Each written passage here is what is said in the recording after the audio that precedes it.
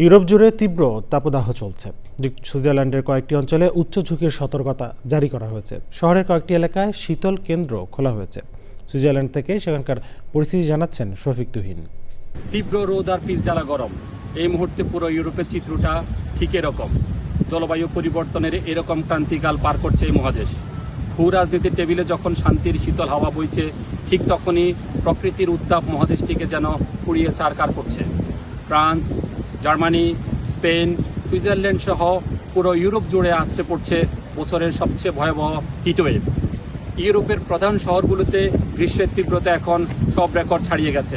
দেশটির আবহাওয়া office মেতেও Swiss উত্তর পশ্চিমাঞ্চল, বাসেল, জেনেভা লেক সংলগ্ন এলাকা এবং সেন্ট্রাল বালাইসে জারি করা হয়েছে লেভেল 4 বা রেড অরেঞ্জ সতর্কতা। এই তাপদাহে বিপর্যস্ত হয়ে পড়েছে জনজীবন। সাময়িক বন্ধ রাখা হয়েছে বহু রুটে ট্রেন চলাচল ও শত শত শিক্ষা প্রতিষ্ঠান। এদিকে হাসপাতালগুলোতে প্রতিনিয়ত বেড়ে চলেছে হিট স্ট্রোকের রোগী। আর এই তীব্র গরমে ঘরবাড়ি ও অফিস ঠান্ডা রাখতে এসি এবং কুলিং সিস্টেমের অতিরিক্ত ব্যবহারের কারণে পুরো ইউরোপ জুড়ে বিদ্যুতের চাহিদা এক ধাক্কায় প্রায় 25% বেড়ে গেছে।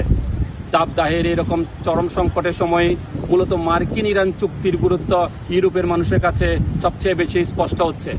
বিশেষজ্ঞদের মতে তীব্র গরমে ইউরোপে যে বিপুল পরিমাণ বাড়তি বিদ্যুৎ ও জ্বালানির প্রয়োজন তা মেটাতে মধ্যপ্রাচ্যের এই সস্তা জ্বালানি এখন বড় ঢাল হিসেবে কাজ করবে। Shafiq Tuhin, channel I, Geneva, Switzerland.